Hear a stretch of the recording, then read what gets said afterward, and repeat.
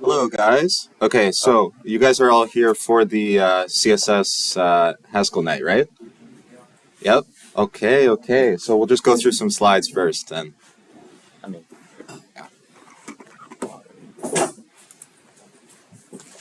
all right. All right. So we'll start off with an overview of Haskell. Keep in mind, a lot of these slides were made last year, which we'll skip through a lot of them because they were made early for one of the first few weeks, and we're already at week 4, I believe. So don't worry, we made a lot of practice problems and midterm content, such as base conversions. What else? Honestly, there's a lot. We'll see. And if you have any questions, feel free to Yeah, raise them. at any point, feel free to ask any questions. If you're scared of asking questions, you can ask one of us individually, the person who's not presenting at the time. Anyone on Discord too is also free to ask questions. Yeah, just raise your hand in the chat. And so yeah, we'll just get right into it because we're already a few minutes. All right.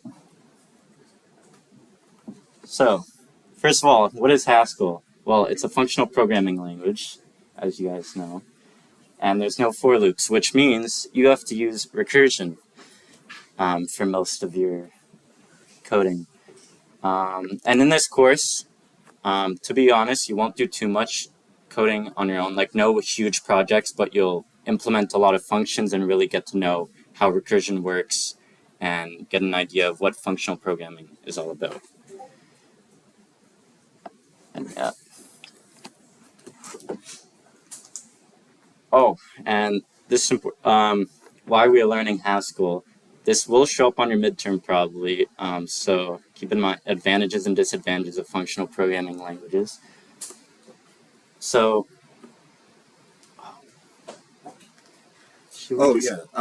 Yeah. Functional programming is pretty important. There are some problems where it's useful to think of them recursively instead. Like, for instance, if you're traversing like trees or graphs, it's useful to think of that recursively. Nowadays, most imperative languages implement recursion and some kind of high-level functional programming. So by learning Haskell, like you'll learn like all the practices that it entails. Yeah. We'll probably skip through a lot of these because I know you guys probably need some practice. Oh, here we go. So Haskell. So has anyone here had any trouble with the syntax of Haskell? I know it's very different. When I was in first year, I also had a lot of issues figuring out why we were even learning it and how to implement functions in general. So how about raise of hands? Anyone had any trouble with the syntax at all? Yeah, a few. It's definitely different. So Haskell, first of all, Haskell has a strong type system, unlike Python, for example, which means that types are enforced at all times. And yeah. And so there's an example. There's a type signature, an int, and you can assign it a number. That's an integer, of course. But there's also a lot of different types, and some of them even have like hierarchies. Like I believe like integer, float, double all fall under, or sorry, like for example, integer falls under rational, but a float. Actually, would a float fall under? It might be under like the real type system. Yeah. Either way, you have a lot of different types in Haskell, and that's important for your midterm. They will come up. So know all the ones that are on the slides: float, double, integer, especially the booleans too. And so, do you want to take over? Okay, yeah. So the syntax. So Haskell's like mostly like just talks about functions in general. So like most of Haskell is just written as like a bunch of declarations for each function. Usually, what happens is you have the type declaration or type signature. So that's the first line for add5, for index of, and map, and it basically shows like what types it takes in. and then what it outputs as well. And the way Haskell works is it uses currying, which I think you probably learned. Yep. So it's basically like multivariable functions are specified as single variable functions, which take in an input and output a function. So, I mean, in this case, right here for index of, you see that it should be a multivariable function of these inputs, and then this should be the output. So the last one's always an output. And I mean, the way it is under the hood, it's like this is the input, and then like this function over here is the output. And then if you put in the second argument, then you'll get the final output. Does that make sense? Anyone? Does anyone have any questions about that? First of all, I'll ask if the people on Discord could hear that, and also if anyone had any questions, because I saw some people did put their hand up, apparently.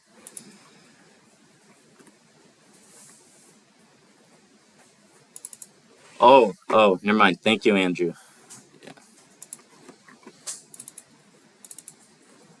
What did Andrew say? Right? We're not writing anything right now. Yeah, for sure I can't. But use the pointer. Oh, yeah. Well, I could just use the mouse too, unless they can't see the mouse. Yeah, anyway, the first line is type signature, so it just defines what it takes in and outputs. And then the second line defines like the actual function. So for instance, for add 5, it takes in a number, so x in this case, and then it outputs x plus 5. Right. Yeah, does anyone have any questions about that? Seems pretty clear. Well, first, actually, I mean, I have a question for someone. Can someone tell me, like, explain what this means, this function declaration? Like, what it takes in, and what's the return value? So for map. Yeah, for map. Or actually, let's do an easier one. Let's start with index of. Oops.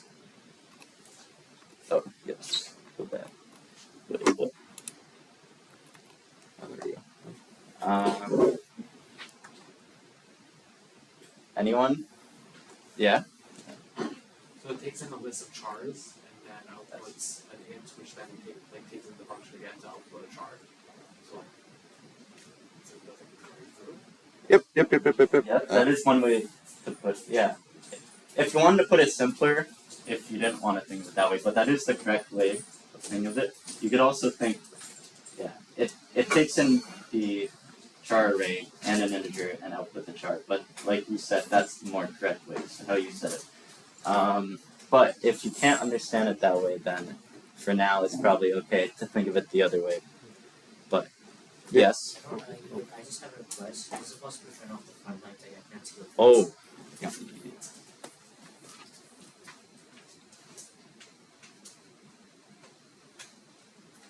Oh, nice. Okay, that's so much better. Okay, yeah, question? So if you only put one parameter, does it just return a function then? Yes. Okay. Yeah. And it can return functions that take in as many different values as it wants. Yeah. And then for map, did anyone want to attempt map? Like, what do you guys think that takes in? Yep. It takes in a list, correct? Does it take in a list? Yes. Yeah, it does take in a list. And then what else? Or rather, what would be the output then? If it did just. Another list. As an output. And what about the second argument?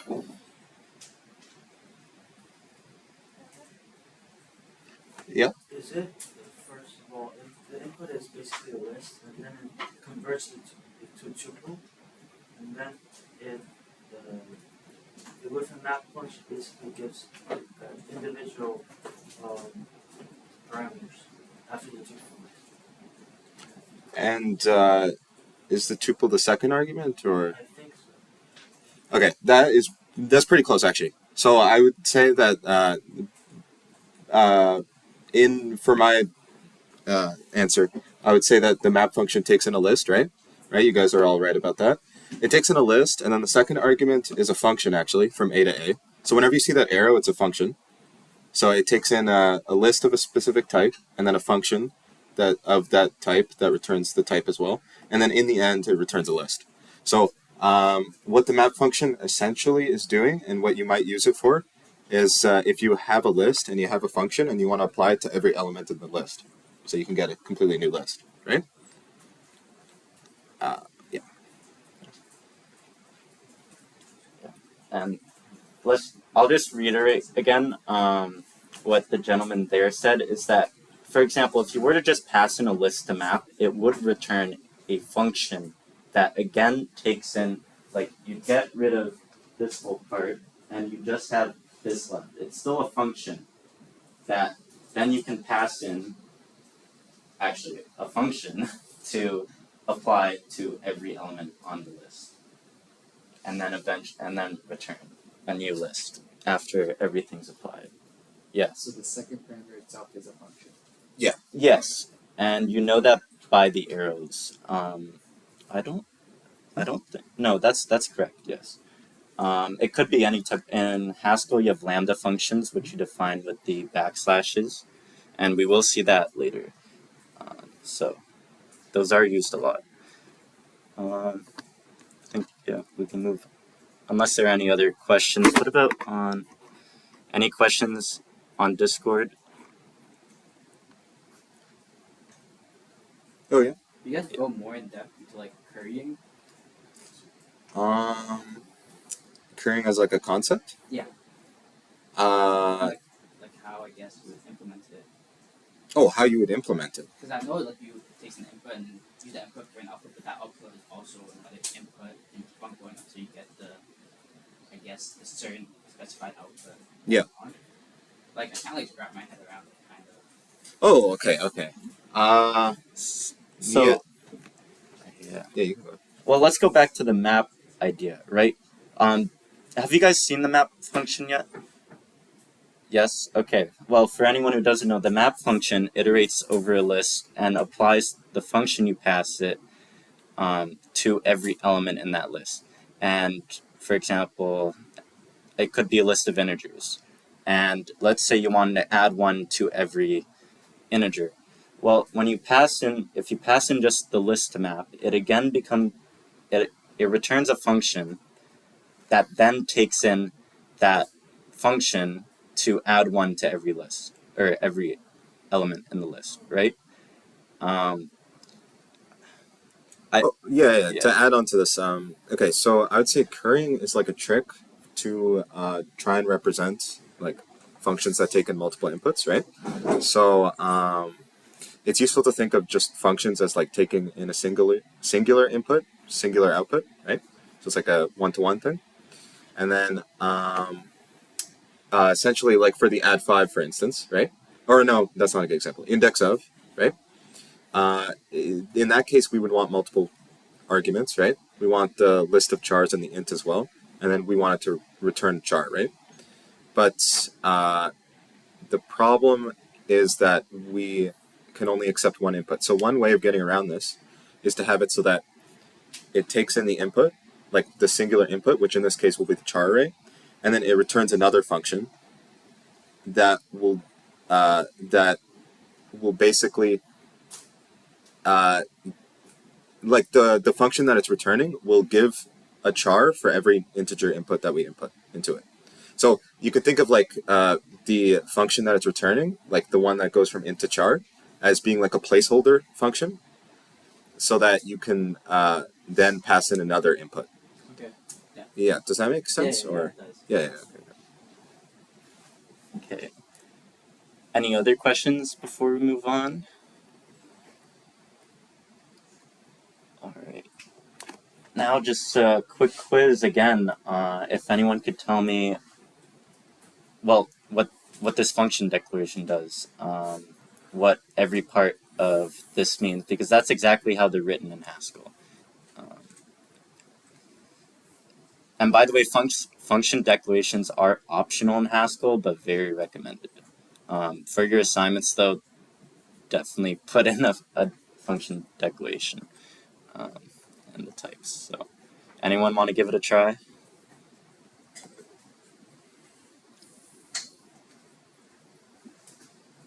Anyone on Discord? All right, that's all right. So, Oh, wait, we got one. Okay. Does it like take a character and then convert it into like an integer? Take a character and convert it into an integer. Okay, you're right about it takes in a character. So back to what we did before. What happens if you pass in just the character to this function? What does it return? Okay, it returns back to character. So, how do I say it? So, basically, think of it as like, it goes from left to right. So, if you pass in the char, this now disappears from your declaration. The new thing that's returned is everything else after, right? So, you get back a function that still takes in this as an input, right? So, well, speaking of the middle thing, what is this? Like, can anyone tell me what this is as well? Yes. A function that like maps it into a thing. It is, yeah, exactly. It is a function that takes in an integer and outputs an integer. But in this case, it's also being used as an input to the function. And then, once that's passed in, what does it return? A function that takes in. Exactly. Which I think. Exactly. So, in this case, it's actually not returning just a, what would you call that? Like a final value. It's returning a function in the end. And that function, it's arbitrary, you don't know what it is, but it takes in a character and it returns an integer. So my func, if you were to pass in a character and then another function that takes in an integer and returns an integer, you would get a function that takes in a character and returns an integer. And we will see, this is very abstract, but we will see actual examples of this later on. Yes, so might be right after.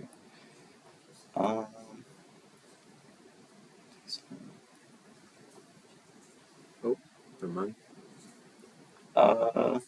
Here, where's it? Oh, here we go. We've got.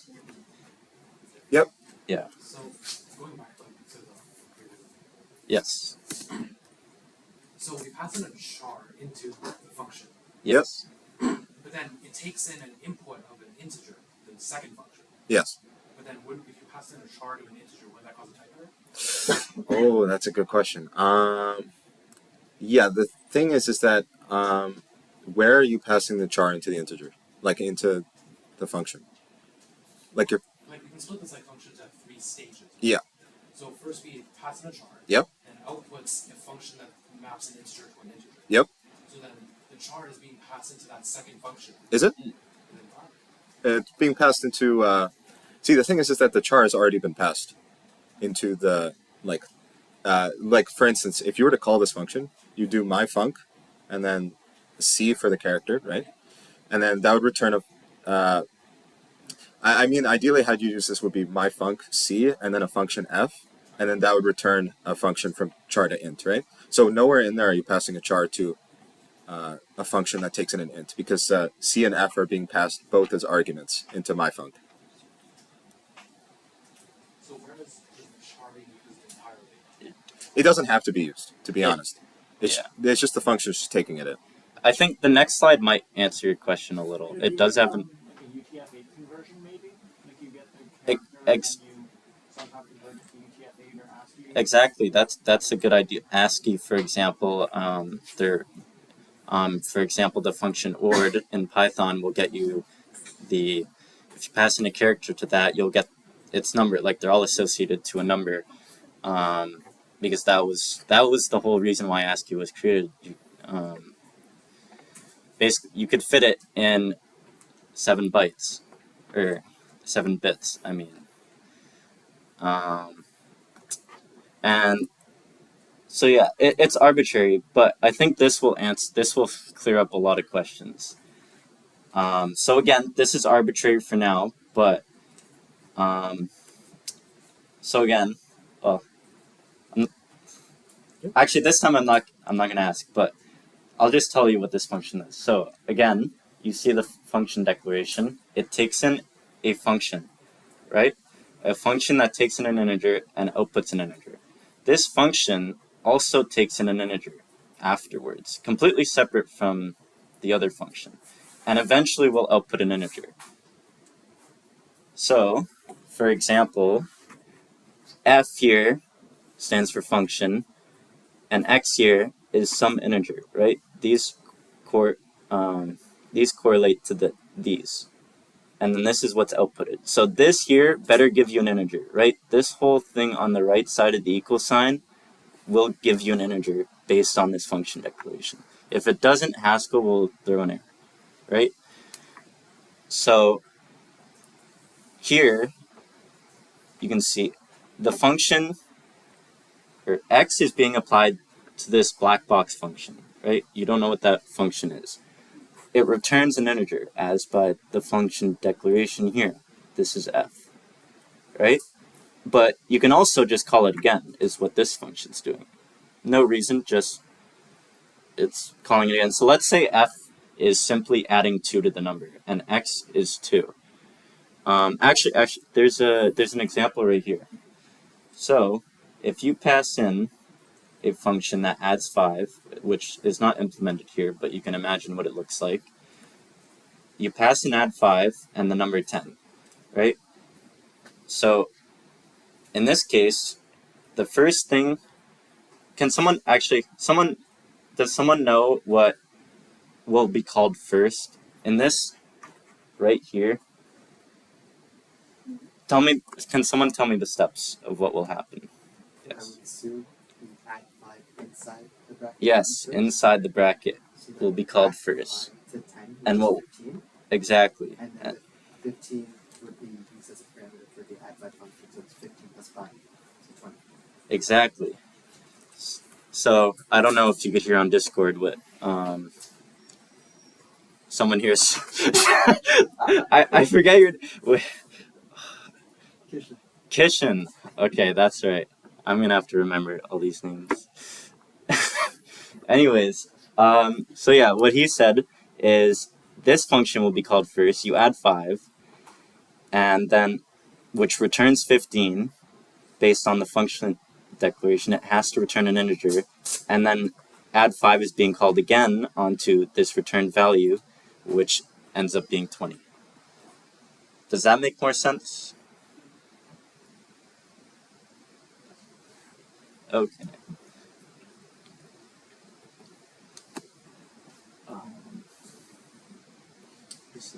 Oh, Oh yeah, this is just some notational trick. Like it's just if you have a function that takes in 2 inputs, you can technically just put it in between. This is useful for like operations like division or subtraction. So it's just like a way to like make it look cleaner. so you probably won't even see this, but it is a cool trick in Haskell. Oh, here we go. Should we just? Because honestly, I don't know if I can even explain this. Oh yeah. Okay. Yeah. So this is one of the core ideas of functional programming, and it's that the idea that like functions are first class, in the sense that they can be passed into other functions as as objects themselves. Some programming languages do not have this. Like for like I don't know if C has this at all. And usually the older ones don't have it. Like the newer ones, like they have it because it's very useful to like think of functions as objects. So in the previous example, when we did my cooler func, in that case, we were able to pass in a function so that we could apply it to something twice. So in that case, like we are treating the functions as like first class. So and in any functions that take in functions are usually called like higher order functions because as opposed to like the 0th order. What do you mean by functions that take in other functions? So like for functional programming, you want to kind of treat functions as their own like objects that can be passed around and like used and like some sort of logic can be applied to them. So if we go back to the previous slide, here, if you look at the example, for my cooler func, it's able to take in a function called add5, and it basically uses that for its for like evaluating its computation, right? So for instance, over there, it uses it so it can apply it twice to 10 to give 20. So yeah, does that answer your question? Yeah. Any other questions on this? Or... All right. And yeah, on Discord, if you ever have a question, even if we've gone to the next slide, just raise your hand and we should see it. So, all right. Did we not do this? Oh, no, never mind. This question. Yeah. Okay, so this is important for your midterm. These different types in Haskell. For example, you might get a question about. What's an example? But I don't want to give some questions away because it does reuse some. So, but you might need to know them, know their characteristics. So,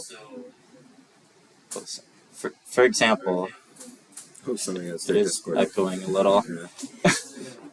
It's okay. For example, int is a bounded integer, while integer is actually not the same thing. I actually don't know much about this, though. Know about type inference? No, that integer is unbounded. Oh yeah. The thing about Haskell is that I think int is implemented like just int without like integer is implemented like in the same way as like other conventional languages, right? But I think integer like is if you want like an unbounded amount, so it's like I think it represents it in a different representation, so it doesn't use like the binary where like it's like a fixed number of binary decimals. But yeah, I think so. But yeah, if you use integer, then it's unbounded. So like you can do like question. So you can put any number. Yes, yeah. I think Python has unbounded too. Yeah. Yeah. I think they have a library for it. Called like. Or actually, no, it is. No, it's built in. regular. Yeah, sorry. What were you gonna say? Pardon? Oh, we can put the slides in Discord. Oh, yeah, I don't see why not. No problem. Anyways, you want to explain while I do that? Sorry. Yeah. So we already covered type annotations. They just basically specify the type for everything. So for functions, they specify what their inputs and outputs are. Float and double. I think those are important because those are covered in class, like including like how they represent 2's complement and all that.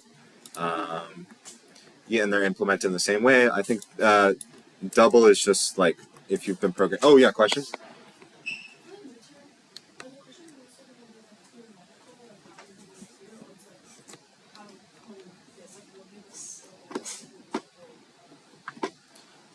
Yeah, okay, so for previous midterms, there were questions like they give you a code snippet and you have to answer like a question on that code snippet. That only covers like a few questions. There are some theory questions that go like I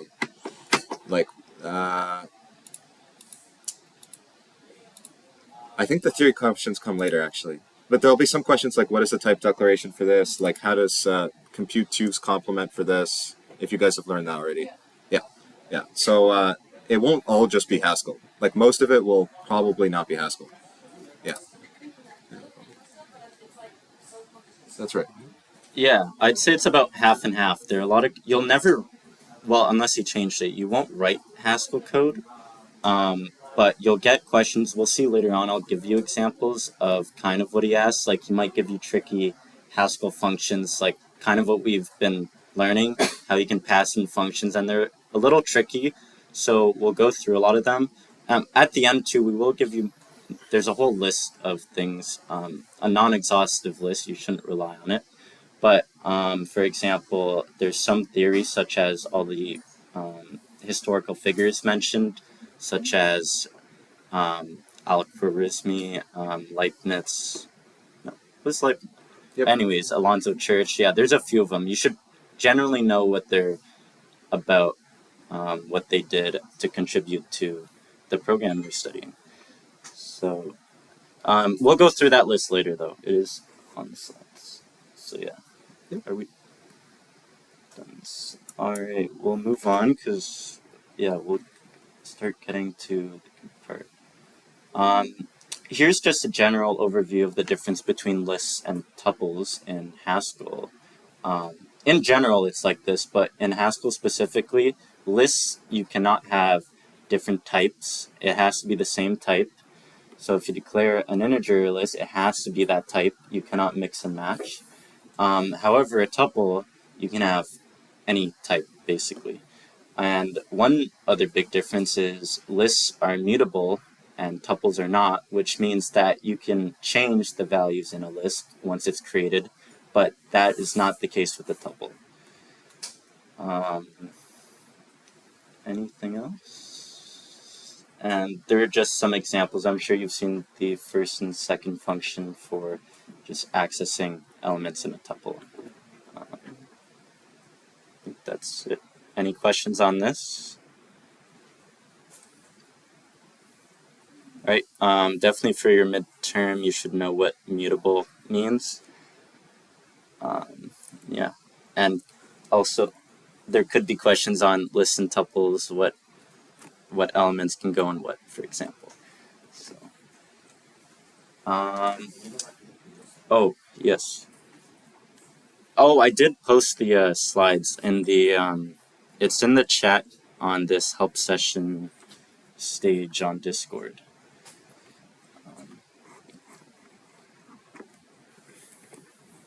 Okay.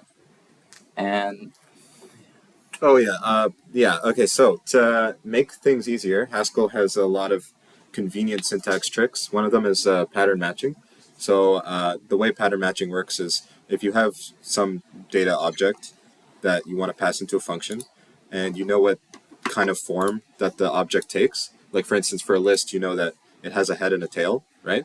Or for like some other data object, you know must look like a specific form. Then you can kind of abuse this and write functions in terms of how that object looks, and then you can perform logic on that. Like for instance, for the sum list over there, you know it takes in a list and outputs a single integer number, but you could see that using pattern matching, you can declare what happens to an empty list, which it should just give 0, and you can also declare what happens on like an arbitrary list that consists of a head and tail. And in this case, it just takes the head, adds it to the sum of the remaining tail. So, and then that's also highlights the power for recursion. So using recursion, you can kind of recurse on this data structure. So is there any questions there?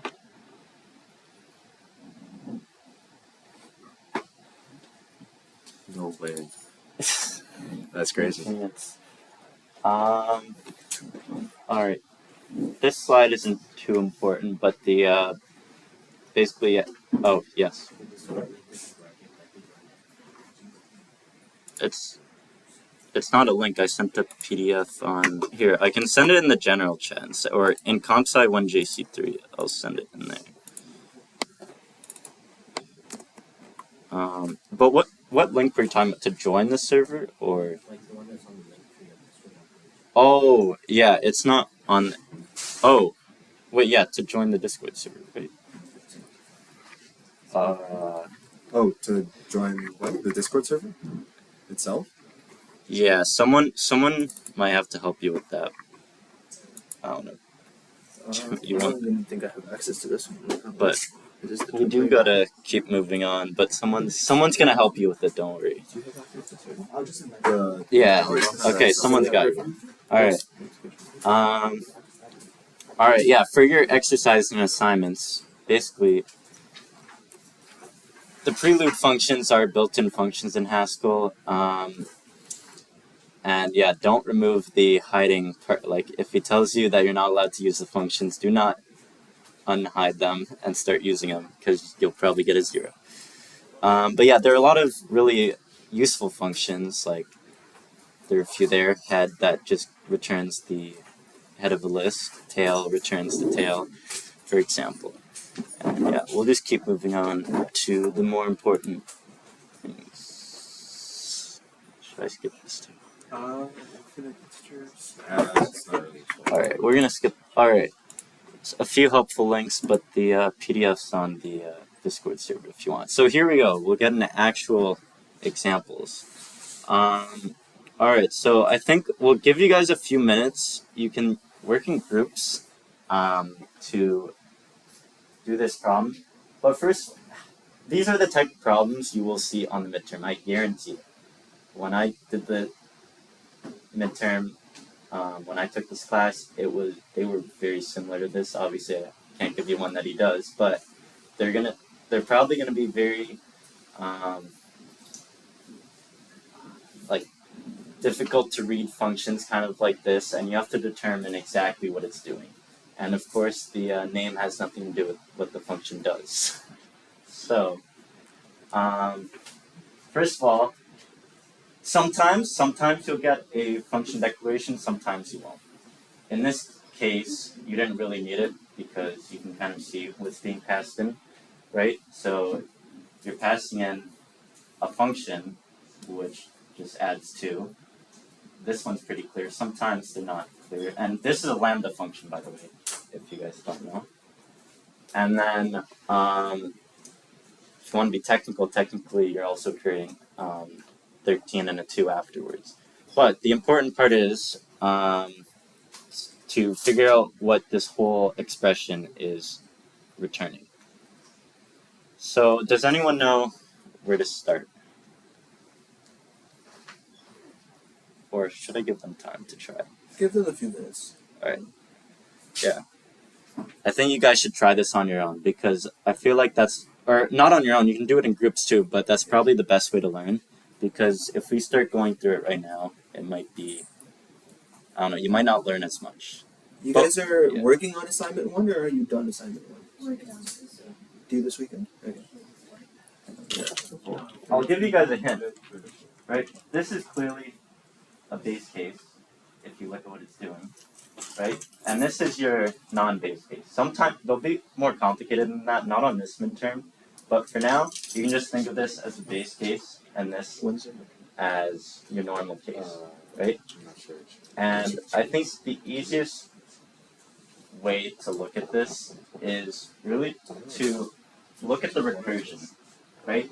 It's calling itself over and over again. And what is it doing every time it's calling itself? It's subtracting 1 from B and calling A on C, or C on A. And, right, this is simple to know, right? If B is 13 and you subtract 1, it'll be 12, right? And if you apply A, or apply C to A, you're going to add 2 to C. And, right, so if you pass in 2, with C, 2 is C's initial value, and if you pass in 2, it's gonna add 2 and become 4, right? So it's calling itself again, and A stays the same, which is nice in this case, right? Oh, I just realized I was muted on Discord. Whoopsies. So it'll be in the recording, but anyways, okay. For anyone who missed on Discord, because I was muted, don't worry, you didn't miss much, but basically, I was saying, think of the bottom, the B less than C as your base case, right? And the top part as your normal case. And it's recursively calling itself. And every time it's calling itself, A is staying the same, but B is being subtracted by 1, and C is being added by 2, because it's being called, into the function A, which simply adds it by 2. A good strategy on these, especially when you're first starting out, is just to go in, start just replacing. You see this function is being passed in for A, go in and replace A with that function. Wherever you see it. Yeah. So, yes.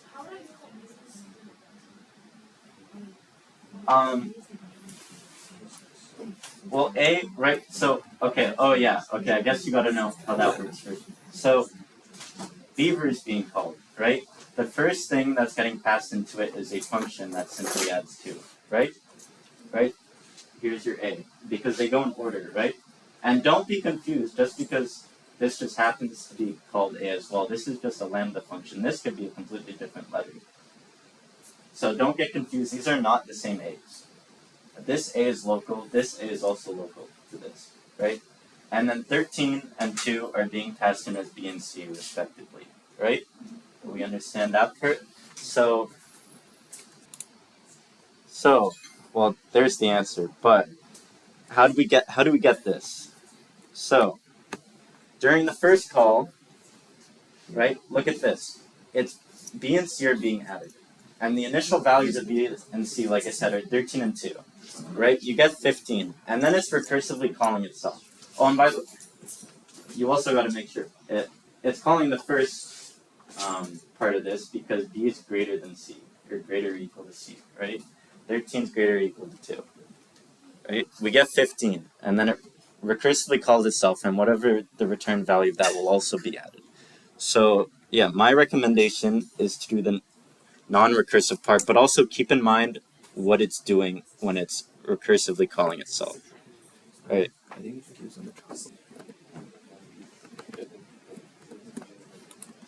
Alright guys, so let's go through this line by line. So we start with beaver. Alrighty. Beaver, A plus 2, 13, and then 2, right? So step 1, let's try to identify what parameters we're substituting where.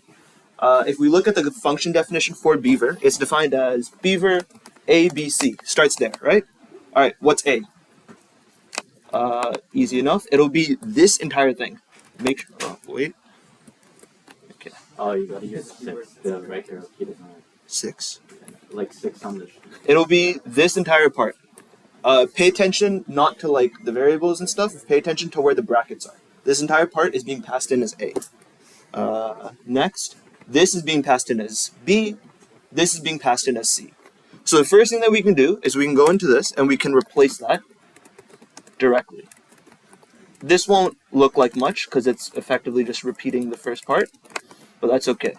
It's a good starting off point. Now, we can go into these things on the sides, the pipes, and then like this statement here. These are called guards, right?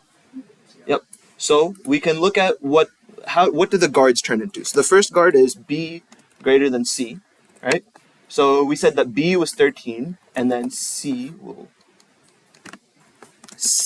is 2. So that's the first guard. The second one is B less than C, which is 13 less than 2. Now we can look at these and we can go, well, 13 is obviously greater than or equal to 2. This one is not true, though. So therefore, we're going to follow this first definition of this beaver function. So let's go in and write that down. Beaver A, B minus 1, A, C, plus B, plus C, and there's a bracket here. Let's do the same thing that we did earlier. Go in and start replacing pieces of it. Yeah. Sorry, I'll move this off.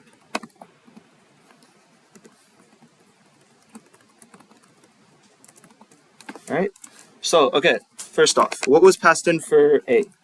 Well, that was this lambda function here. What was passed in for B? That was 13, so this becomes 13 minus 1. Once again, what was passed in for A? That was this. And then 2 on the outside, we'll have 13 and then 2. Does everybody understand how we got here? I'm doing just straight up, just find and replace onto the line of code that we have. Now we can go in and we can start simplifying parts of this. So let's start with this entire line and go, whoops, and go, okay, well, 13 plus 2, right? Easy enough to do. This is going to be 15. Here, 13 minus 1, right? Easy enough. That's going to be 12. All right? All good? Now, the rest of this is a little bit trickier. What I'm seeing here is we have these parentheses, right? So we should probably start by working on this portion of it. The plus 15, we'll look at that later. If we start looking at this, effectively this is another call to beaver. Wait, Jeremy, are my parentheses wrong? You got one more on the right. Right here, right? Okay. Yeah. My bad, guys. All right. So this entire thing is a call to the beaver function again. So let's really quickly just figure out what our arguments are this time. This time, actually, you know what? I'll write it out because it'll be easier. A is still equal to this guy, right? We're saying B is equal to 12 because that's the second argument. C is a lot more complicated. That entire thing is now C. So what we can do is we can do another application of the beaver function, like how we started earlier. First, we have to look at the guards. So it was B greater than C or B less than C. In this case, B is 12, and we don't know what C is yet. So we actually have to start by simplifying C a little bit more. This we know is a function, and it takes exactly one parameter, this A here, and we're passing it 2 as that parameter. So what we can do is we can rewrite this effectively just with the A replaced with the 2. So this becomes just 2 plus 2. Alright? That simplifies down to 4. Now that we know what C is, we can look at the guards again. Obviously, 12 is still greater than 4. So this is going to be the first application of beaver again, which, let's copy from up here.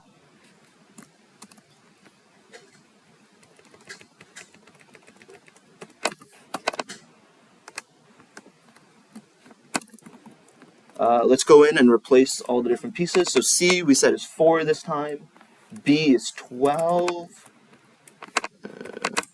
And then, what else? Okay, so C, still 4. A. A is, once again, the same function that we had before. Slash A plus 2, like this. B is 12. And A is this function again. Right? This, what we can actually do here, we can take all of this entire line, and we can substitute it in right here. Because that's how we ended up at this point. So I'll add a little thing for separation just so that we remember. But what I'm actually going to do is I'm going to take this, I'm going to substitute it up there. And we still have to keep the plus 15 that was outside. Put this guy in brackets.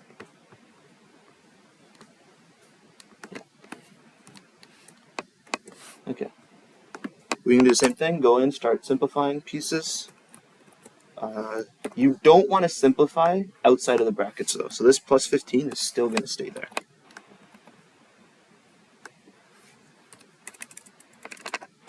Uh, 16, this is going to be 11. That's not 11, that's 11. This here, kind of like what we did before. Remember when we were substituting we substituted a variable into that function A. We can do the same thing here. Here it's going to become 4 plus 2. So this part here will end up as 6. This stays the same. Here, this is another call to beaver. If we think about the guards again, in this case we have 11 and 6 as B and C. 11 is still greater. So we can go up and we can do another substitution with this guy. Right?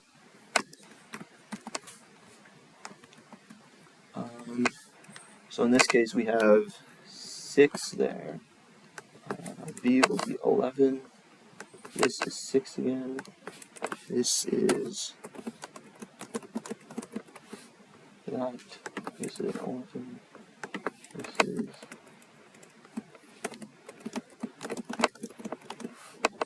alright. And then like this. I think that's about right. The brackets on the left side might be a little bit unbalanced now, but it doesn't matter for this demonstration. We can go through, we can simplify this part, we can apply, we can do this application, we can simplify this. Those are steps I'm going to do in the next line. Beaver 10 8 plus 17 plus 16 plus 15. Alright? Is that Is my math correct here? Yep. And eventually, if you were to continue this out, you would end up with that answer that we showed on the slideshow. I could keep going, but I think it's going to be about 4 more lines of effectively this. The answer that we had on the slideshow was 87. Yeah. Yeah. That's where you'll get to in the end. I would highly recommend going through an example similar to this by hand. And but yeah. Now, this is obviously really long, and you're not going to do this on a midterm. Mhm. So, how do you do it quicker? So, we'll go back to the slideshow. So, what he showed was like exactly what happens. But on a midterm, you don't have that kind of time, unfortunately. But if that other method is really good to understanding how it works. If you don't understand it yet, it is a really good way to understand how the recursion works.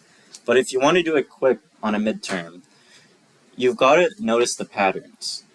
So like I said, the first thing you got to figure out is what's being passed in, your initial values. Once you know that, you can turn to your guards. And once you realize that this is a base case and that this is your normal case, and another way to know is because you also have to realize what happens in the recursion. B is being subtracted by 1 every time, and C is being added by 2 every time, right? So they are converging. That's the first thing you got to see. They're converging, and eventually B will end up less than C, right? So you will end up with an answer. But while it's doing that, you gotta look what else it's doing outside. In this case, it's adding B and C. And the first time it's easy. B is 13 and C is 2, right? So you gotta notice the pattern. So at first you're adding 15, right? And then it's calling the function and nothing else happens. It's calling the function. And you just have to, now how I would do it, once you really understand it, is you can simply keep track of what the values of B and C are at every call. So your first call, your value, is numlock on? Oh yeah, there we go. Your first value of B and C are 13, and you get 15, right? Your second call, B is being subtracted by 1, and C is being added by 2, right? So you get 16, right? So it's this all over again, but 16 is being added before the 15, right? You can imagine it goes 15 here, 16, and then in this case, there actually is a pattern. Sometimes it might not be as obvious, but as long as you keep track of your B and C values on every call, you will end up reaching the end. And in this case, the fifth call, right? B ends up being 9, and 10, and C ends up being 10. Or, yeah, that's right. Right? So, wait, why do I... That's because that's the second card. Oh, yes. Okay, yeah, that's... Yeah, so what happened is, on the fifth call, B is 9 and C is 10, right? And you know that based on... You can just keep track of them, right? It's simple. B is subtracted by 1, and C is being added by 2. And as long as you keep track of this right hand, the addition on every call, as well as your B and C values, right? Because you know that A doesn't change, which is nice in this case. You keep track of those, you keep adding them, and now you notice B is 9, C is 10. Because B is less than C, you end up in your base case, and it's done, right?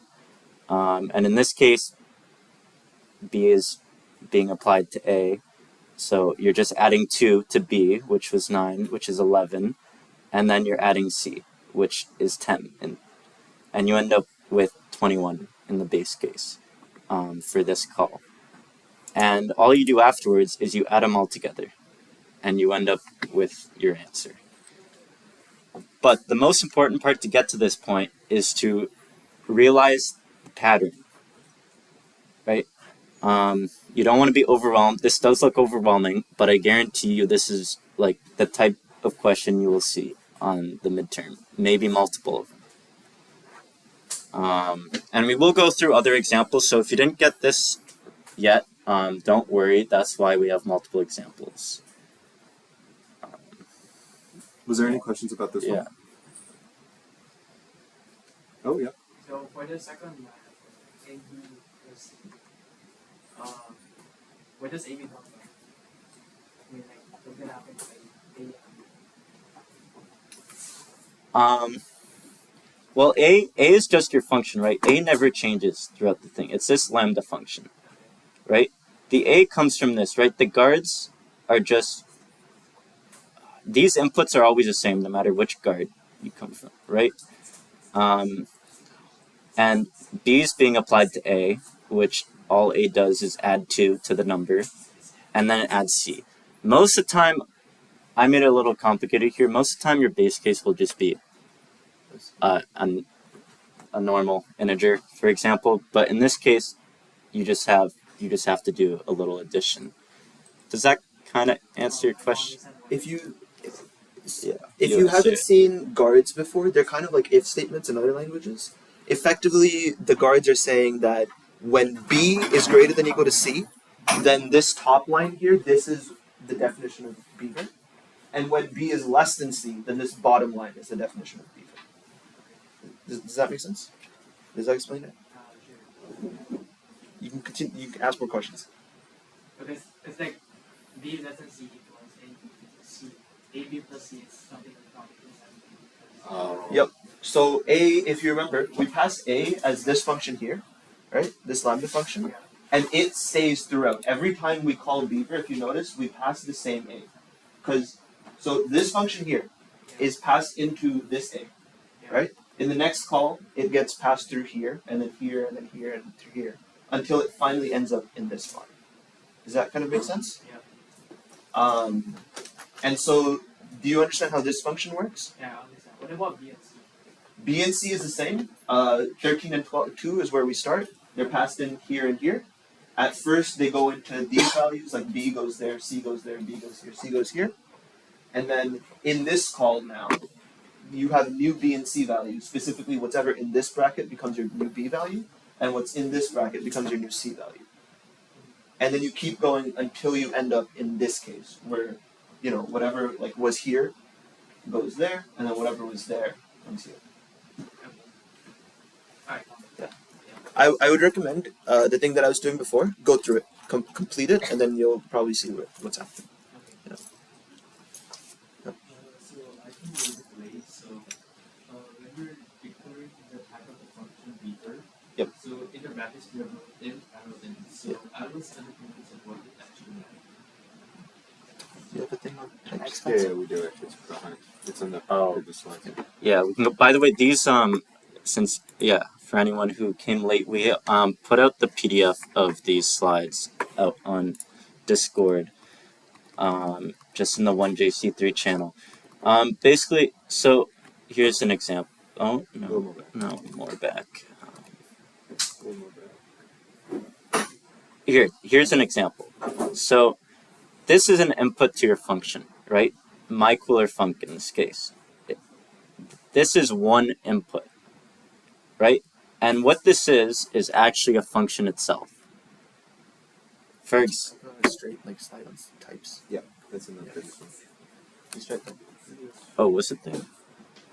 No. Oh, I think it was there. I think we skipped. Wait, one more. Just Just give a quick overview.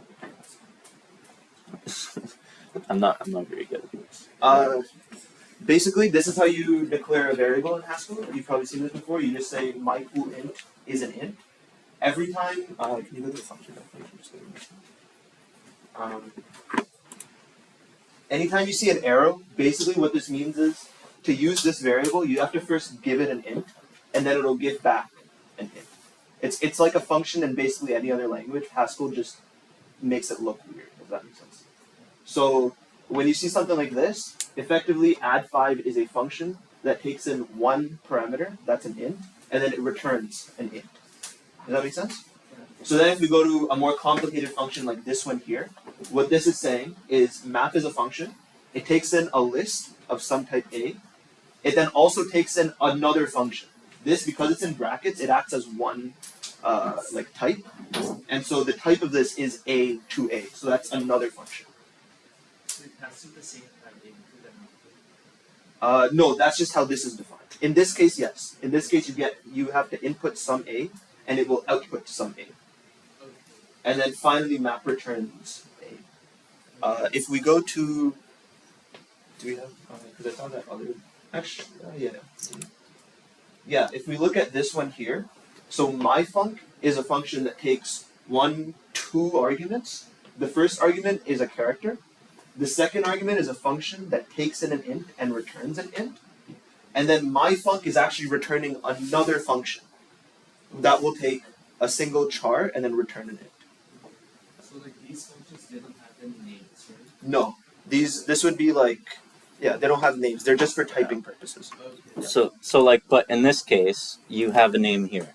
So when you end up passing it through, add 5 is, well, it's not implemented here, but you can imagine what it does. It just adds 5 to whatever integer is passed into it, right?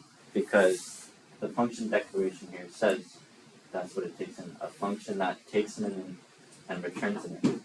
And add 5 is passed into my cooler function, right? And in this case, you can see how it's being used. Add 5 is being applied to 10. Does that make sense?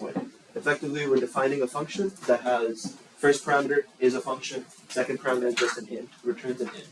And in this case, we're saying that add 5, the type of add 5 would be a function that takes an int, returns an int. So then alpha is the function that we put into those brackets. Sort of, yeah. Add 5 is what we're passing in as f. Okay. The type of add 5 Maybe matches maybe one this less here. can go help this bracket. like, Like a ring. In fact, you're passing a function to another function. And the way We you gotta move on. type that is you specify the type you of the want, yeah. function that you want coming in. I think Hakeem's gonna help you with it, Yeah. but we want to move on to the other problems because those are really important for your This midterm. is Because we do. But yeah, thank you for asking though. I'm sure a few people have that question, and Hakeem will go around and answer any questions. So yeah, here's a second example. This one looks a little simpler, but don't be fooled. It could be a little tricky if you're not used to passing in functions as inputs. So yeah, we'll give you like a minute or two to try to figure it out in groups or individually, and then we'll come back. I would recommend use the strategy of search and replace until you find a pattern, and then based on the pattern, find an answer. Probably, normally what he likes to do is he'll take like 2 or 3 functions like this and then put them in one problem. Yeah. Yeah. The one before, I won't lie, is like pretty close to what he does. Yeah. This one a little less, but it's still very important to know how. Why is this considered not a proper example of what he does? Is it Mainly because there's nothing here to confuse you. Well, actually, this is I made these questions. They're very based on how he did it when I took the course. He may change it. He'd give you a function like this, arbitrarily named. He might even name it like complete opposite of what it does, just to confuse you. So do not look at the name to try to figure out what it does. And then and same thing with the variables. They might be arbitrarily named, just so that like you can't guess what it does. But yeah, this is the level of difficulty that will be on your midterm. There is another question after, which is a little harder. That won't, I guarantee, it wouldn't be that hard. even if it's too hard right now, it better be hard now. Yeah, so that's why you want to figure it out now, because these are the type of questions he will ask. Does he have your midterm scheduled? Do you guys know when it is? October 9th, okay. It's 2 weeks. Okay. Yeah. And he'll do a help session before then too. Yeah.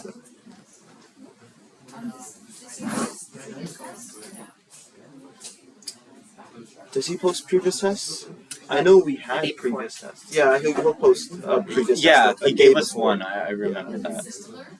Yeah, Yes. yeah, it's definitely similar to the midterm. He, yeah, very similar. I won't lie.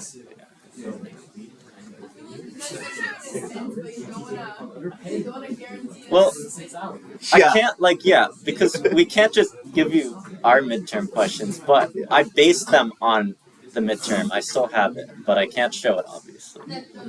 Yeah.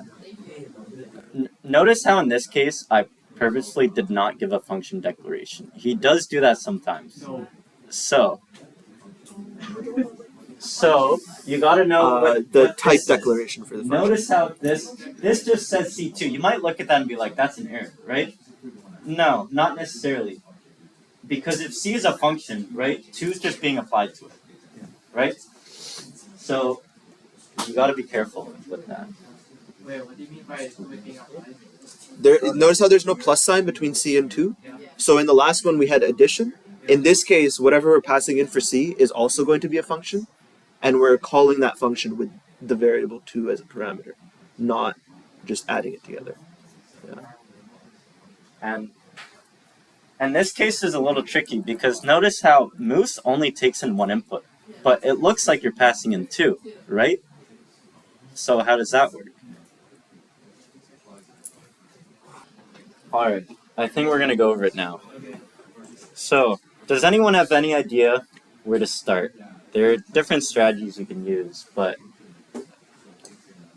If the Discord has questions, can we see them? that's what I'm wondering. Oh, there was a question a while. Oh no, that was. Oh, here we go. Okay, no, this is right now. Yeah, so French fries and gravy. E is also a function, yes. Yeah. But we'll go over Right. this and then you'll see. Yeah, well, let's look at it right now. E, you can see, is Moose's only input, right? And the first thing that's passed to Moose is a function. So it does add up. E is being applied, right? A is being applied to the function E. Now, the confusing part here is what is A? And if you look at, so you have to understand the concept of querying a function, right? You pass in, if you pass in the lambda function to Moose, right? E becomes, C to C2, that this right here, right? But this is also being passed in to this lambda function.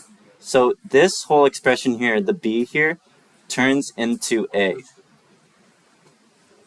right? So here, I have some,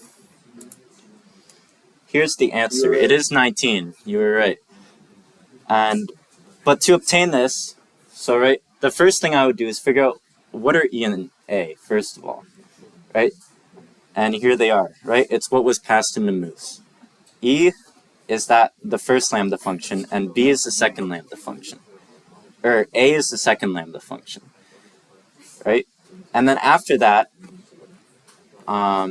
you can apply the first thing that you can apply, I guess.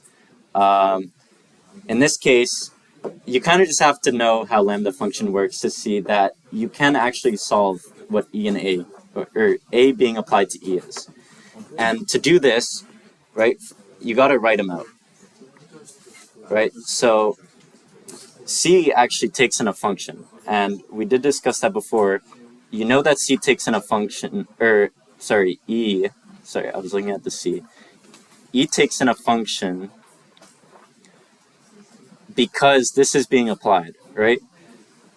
And it makes sense because A here is also a function. So this function is getting replaced where C was, right? Does that make sense so far? Lambda functions, or functions in general, can take anything. They can take in other functions, right? And then this 2 is being applied to the function that was passed in. And you end up with 2 plus 3 is 5. Right? Any questions so far? It's a little complicated yet. The hardest part with these, it might look like this will take forever, but once you understand the pattern, it gets easier. And that's the hardest part with these questions. Wait, so basically all lambda functions are the same? Like lambda c and lambda b are the same? No, not necessarily. A lambda function, just think of it as a function, like a new function that you're making. The C is a new variable within that function. Yeah. So Have you programmed in any other languages? Just because that might be easier to explain. Java, yeah. So you know how in Java you would have variables at the top of a method, right? Your parameters, like int a, or like print line, for example, takes in a string. Yeah. So a, b, those would be the parameters up at the top of your method, and then you can use them within it. Yeah.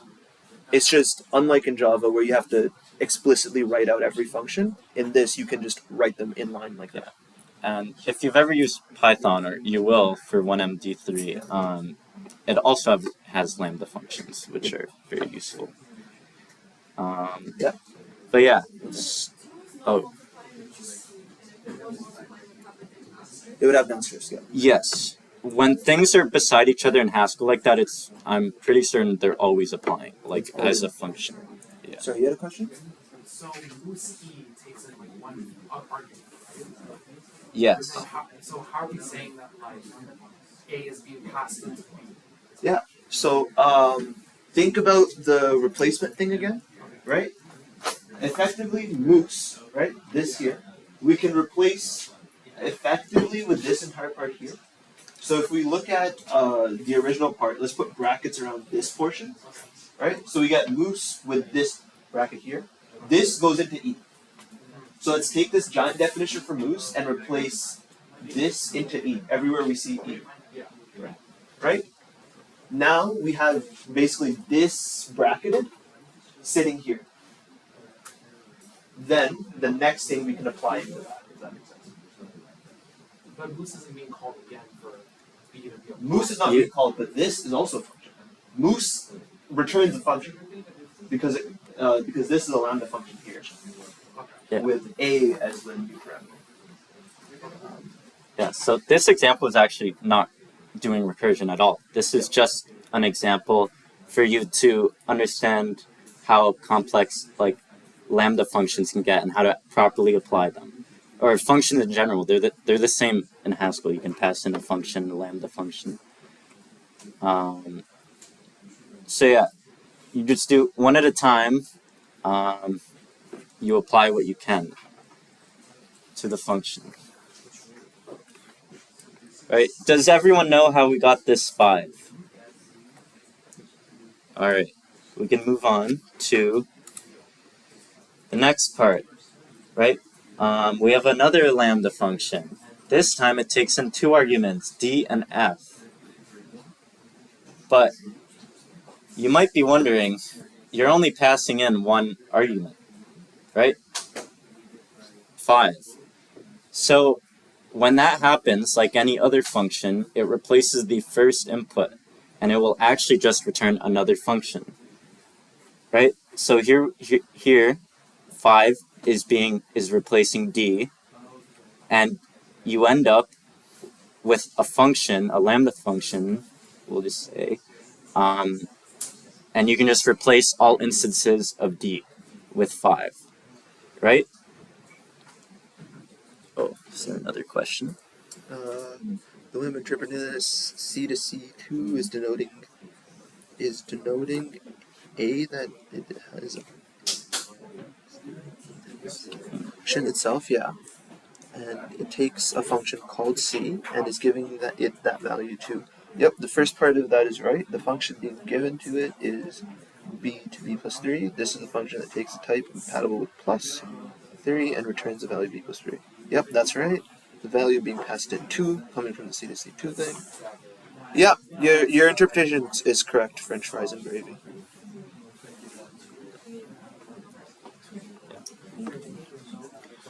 I'd also like to clarify why we did EA first. Why did we apply A to E first? Well, simply because it's the most inner bracket, right? To apply anything to the E on the outside there, you need to solve what's in that bracket first. Or at least that's the easiest way, and how Haskell will do it, I believe. Yeah. So yeah. Is anyone confused at why this is returning another function? Sorry, it's the final result of the function. No. Anyways. Okay. Now, yeah. Now you're finally pretty much done. So you end up with this is kind of you end up with, right, you got this function from the other lambda function, the f here, right? You replace d with 5 because that's that was the value calculated before. And now here's just e. E is the same as what it was as it was entered in or inputted into Moose, right? And now you're gonna apply this function, right? Now you can see why this c here is a function itself that will get applied to 2, right? You're replacing c here with this function that we just got here. And now you can apply 2 and replace f with 2 and just calculate the final value. Does that make sense? This is definitely, don't worry, like I don't want to discourage anyone. This is an extreme example. This is to really show you how lambda functions work. I do not believe he will give something exactly like this. Like, this is a little hard, I'm not gonna lie. So don't get discouraged if you didn't get it. But you have to understand the concept. That's why we made it hard. And there's the recording too, so if you ever need to look back on it, you can always do that. Right?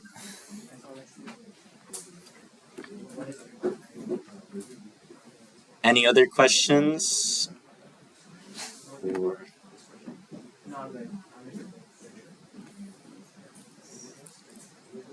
Right, so you still have 2 weeks for your midterm, so you can review this as much as you want, but we have other things to go through. Honestly, maybe we'll come back to this after, because we are running out of time a little, and there's some other important non-Haskell elements to your midterm. I'm just going to skip this for now. This one's a little complicated, but the slides are there in case you want to figure out how it was done.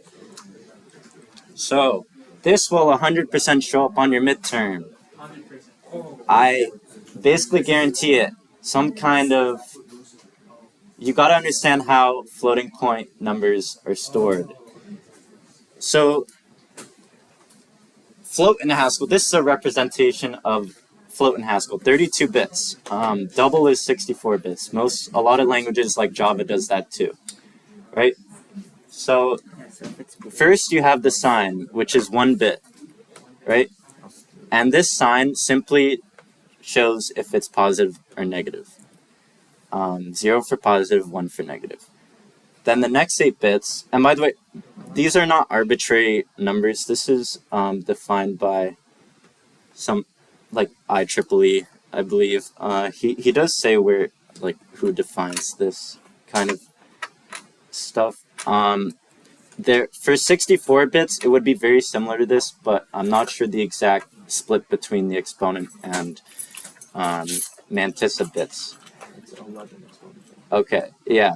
Apparently it's 11 for the exponent, and then I guess it would be 52 for the mantissa for the 64-bit floating point number. So next you have your exponent, and this is important. The exponent is biased. Now what does this mean?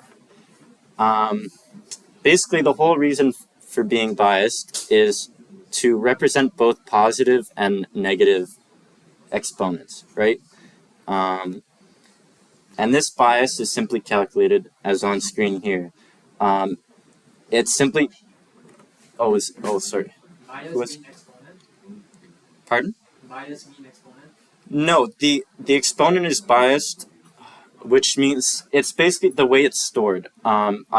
So if you see here, the bias, it's called a bias. 2 to the n minus 1 is the bias, in which n is the number of bits for the exponent. The idea behind the Yeah. bias is to take all of your negative numbers and push them into the positive range. So, effectively, if you have, for example, an 8-bit exponent, right? You add, is that -2? No, it's -128 to +128. So you add in this 127 value, which means that all of the exponent values are stored between 0 and 255. Yeah, and I will show an example right after. Exactly. And for that, comparison. yeah. And for example, here's an example. That number there actually represents -1. And yeah, you know that because, I should have probably written what this is in decimal. I guess, it does, never mind. 126, right? Wait, is that even right? Uh, That may not be right. But the example afterwards is right. I don't know what I did there, to be honest. Anyways, ignore this part for now. I'll come back to that. This part's really important. The mantissa.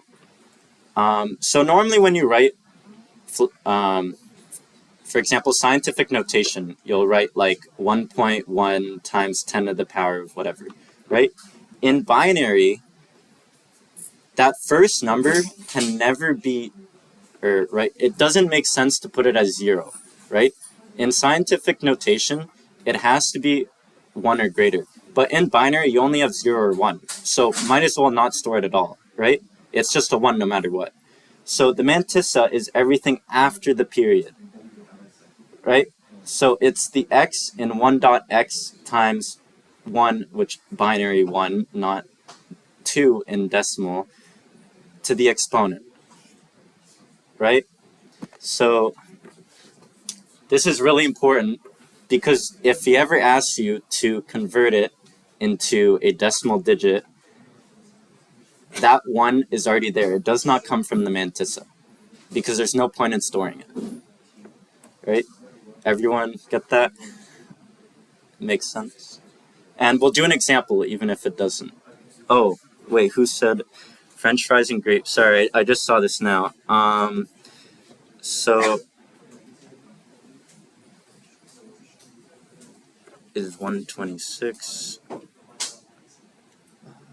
do you have an example to go through? Oh, yes, you're right. Yes, so that number is 127 or 126, right? And you're subtracting 127 from it, right? So that's what makes it -1. Sorry, so I should have written that slightly When you store better. it, you add the bias. When you subtract it, when you read it, you subtract it. I think Yeah. When basically it's stored with the bias. So if you store this number, right, which is 126 in normal binary, right? You subtract 127 and you end up with -1 in decimal. Right? Yeah. Okay. I think that answers your question. And here's an example. I think it'll make more sense now. So here's an example. There are a lot of zeros because otherwise it would be way too complicated to do. So can someone tell me what this digit means? The first digit. Yes. Yes. And what is the sign? It is negative because it's 1, right? 0 for positive, 1 for negative. Right. The next 8 bits is the exponent, the biased exponent. Remember, this number has to be subtracted by 127 in this case because the formula says so. We have 8 bits for the exponent, so that means the bias is 127. And if you notice, like I made an easy example. If you notice, this is only 3 digits higher than this, right? If you add 3 ones to this, it will go up to this number, right? So if you subtract 127, you end up with an exponent of 3, right? And then the mantissa. Oh, yes. For the bias, because the exponent is always 8 bits in this scenario, or like Haskell, Yes. the bias is always subtracting 127. Yes. For single float precision, it will always be 127. So theoretically, you could just memorize it. It's up to you. I would still know why. But yeah, if he ever asks you to convert it, you could just remember that you subtract 127. But that's not true for double precision, where you have 11 bits for the exponent, and you'd have to do 2 to the 11 minus 1 minus 1, right, to calculate the bias. He could also make up a precision value. That too, he could just give you, a certain amount of bits for your exponent, like 15 bits just arbitrarily. So I would know that formula. So yeah. And then the mantissa simply is just the part after the 1 dot, right? So here we have the negative comes from the 1. You have the mantissa from this whole thing. And this is in binary, by the way. That's what the base 2 means. And this 2, this 3 is not in binary, but the 1 is. I should have written that in binary too. But just to show, this is right, because this is 130 actually in binary. 128 plus 2 is 130. And then if you subtract 127, you get an exponent of 3. And so how do you convert this? Well, if you have an exponent of 3, all this does is shift over the decimal 3 points, right? 3 characters or digits. It's the same as in scientific notation. If you have an exponent of 3 on the 10, it will shift the decimal point 3 times over, right? Yes. So why is the base a 1 and not like the binary representation? That's in binary. The base. Oh, wait. Sorry. I think I misunderstood your question. Oh, what are you talking about? So like for the base 1, right? Wouldn't This? yeah? Because is it? Yes. This is supposed to be in binary. So if you have a 1 here, right? This is really. Right. You only have zeros or ones. Yeah. And So that's the decimal representation. Right? yeah, I have the 2 here. I don't know why I put a 3 here though, but the exponent is 3 in decimal. I should have written it all in binary, but I might fix that. Do you mean that the base should be a 2? Yeah, so if you were to write it in decimal, this would be a 2, In binary, it would be 1 0. right? Yeah. Because a 1 would shift it over, like there's only 0 or 1 in binary. So if you were to write in decimal, yes, you would write times 2, but then this would all have to be in decimal It as should be well. 1 0. Hmm? It should be 1 0. 2 is 1 0. That's what he said. Wait, what? You can answer this. I don't know. No, yeah, you're right. You're right. But yeah, that is supposed to be. Because it's because that's just 1 in decimal and binary. Yeah, I'll have to look at that. Honestly, okay. Yeah, my bad. I think that's a mistake. Yeah. But either way, the point is you'll still, with an exponent of 3, you're shifting these binary bits over, or the decimal point over 3 in the binary form, right? There is another way to do it if you converted all the decimal first, but on it, I find it harder, to be honest. So here you simply see the decimal place had shifted by 3. And then you have the rest of the mantissa still there, right? And then you can simply convert it into decimal. So the left side of the decimal point is really easy to convert, right? Everyone knows how to convert that. We will do more conversions after. But how do you convert the right side of the decimal point? Yes. So it goes from 2 negative 1 to 2 to the power of. Exactly. So 2 to the power of negative 1 is half, right? That's you have half, or right? So you'd have 0.5, 2 to the power of negative 1, plus 0 times 2 to the power of negative 2, but that's nothing, plus 1 times 2 to the power of negative 3, which is 0.125. And if you add 0.5 and 0.125, you get 0.625, right? And then that's the full conversion. Wait, just a question. Yes. Do you get the exponent for 1, 2 again? That's a typo. It Yeah, should be there might be a it should be typo. That's- What is it supposed to be? But the 3, should do you be- know where the 3 comes from? No. Okay, the 3 is the exponent, right? This is 130 in binary, right? That's the exponent? Yes, this is 130, right? And you can easily know that by, this is 2 to the 7, 128, plus 2 to the 1 is 2, so you got 130, minus 127 is 3, right? And then that's, the 3 is the exponent value. We- The 1 is just a type. That should say 2. we do gotta keep moving on though, unfortunately. But yeah, if you have any other questions, we'll probably be here for a bit after too, if you want to. So now we have some base conversions. I think we can probably skip through this. I think, well, we'll go over it. But if you want to go from, so here are some examples. From binary to decimal, all you got to do is, I guess I'll do it with the mouse. It's easier. Right? Is everyone familiar with this process? He did teach it in class. I'm quite certain. Right? So there's 5 digits. So you start at 0 on the right. Or you can start on the left, 5, but you subtract 1, right? Because 0 ends up on the right as an exponent, right? So you start off, you multiply the digits by 2 to the power of the digit from the right. Oh, how do you say that? It's just like place value from that. Yeah. Just go, yeah. Like the You place start counting at the right, you go 2 to the 0, the next digit is 2 to the 1, then 2 to the 2. I mean, it's possible. Right. I think they're good with I that. think, right? yeah. Here's the general form, right? For any base to base 10, right? But now now this is a little more complicated. How do you go from decimal to base 2, octal, or hex? So, anyone have an idea? He must have taught this, I'm pretty sure. Probably. But are you going to teach them quickly or the full expansion? Alright, I guess I will explain it. So, this is an easy way. Okay.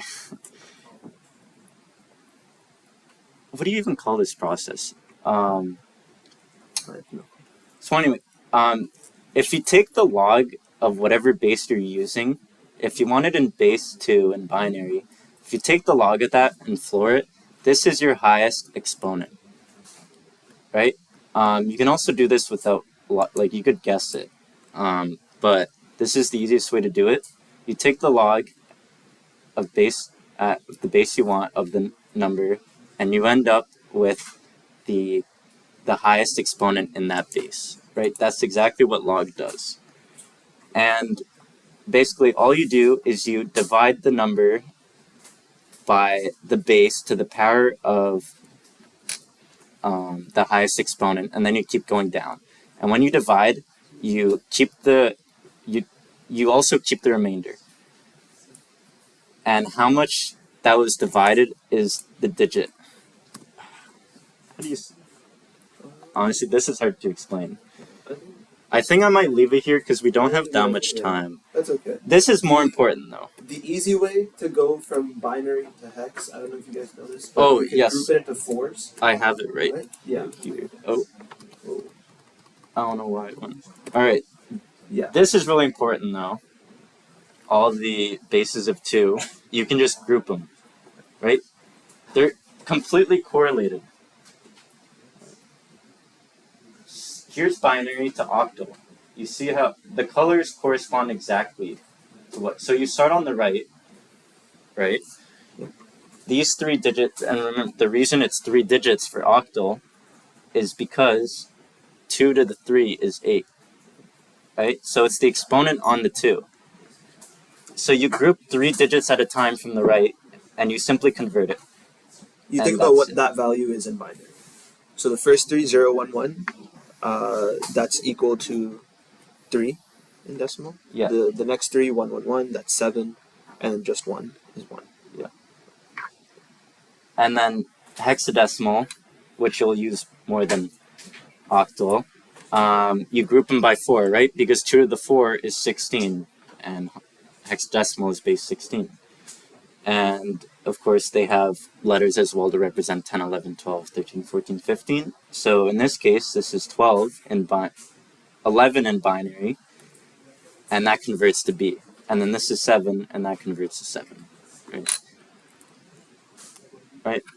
I think that's all. All right. Oh, now here, this is important.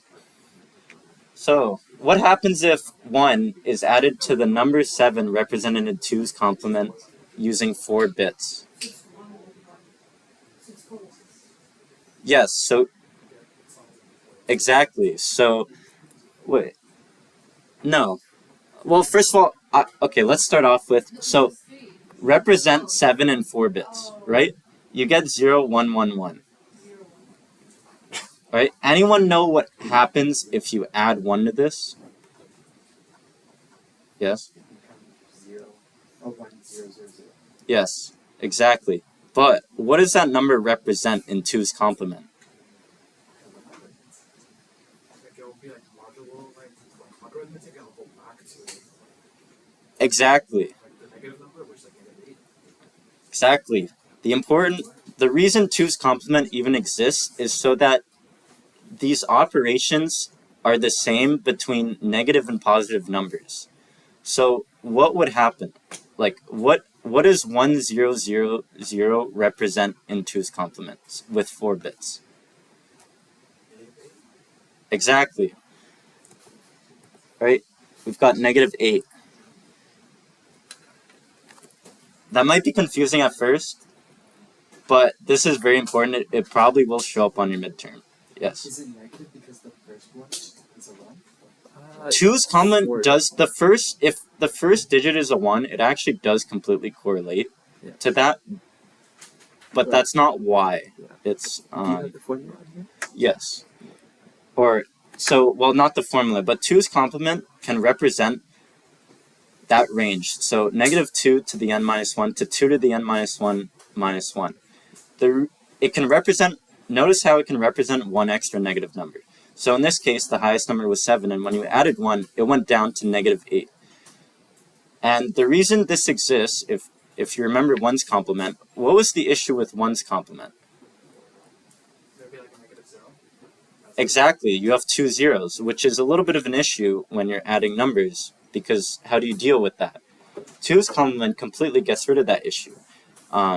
Of course, overflow is always an issue, but that's just something you gotta keep in mind when you're coding as a programmer. But this alleviates all the issues with having to deal with 2 different negatives and how to add and subtract negative and positive numbers. It's just the same across all numbers. Right. Do you have the invert all the bits out? Do you have that somewhere else? Oh, I do not, but I will afterwards. So, there is a way to convert numbers. What is it again? Basically, Yeah, so if you're, for example, trying to convert -1, right? We're going to use 4 bits for now. If you're trying to convert -1, you start with the positive value, right? So 1 is just 0, 0, 0, 1. You invert all the bits. So everywhere you see a 0, turn that into a 1. Everywhere you see a 1, turn that into a 0. So now you have 1, 1, 1, 0, right? Add 1 to that value. Now you get 1, 1, 1, 1. That is -1 in 2's complement. Yes? Is this converting the positive number into a negative number? Or That's how you would that's how you would represent -1 in 2's complement.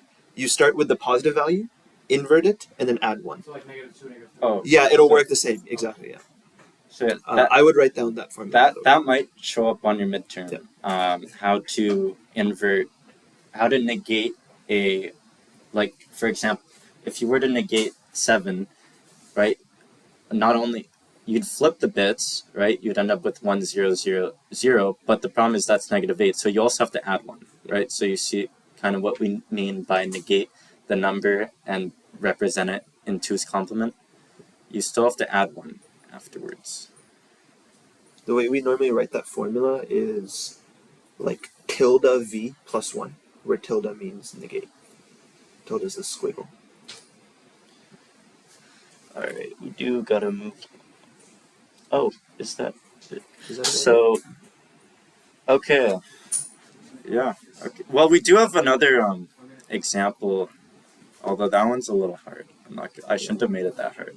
I also don't know how much time we have. We Do you guys have questions? I'd say we take questions for the next 10 minutes. Yeah, I just want to go over this quickly. Yeah. So what I mean by this, so these are important midterm topics, but not everything possible that could come up on your midterm.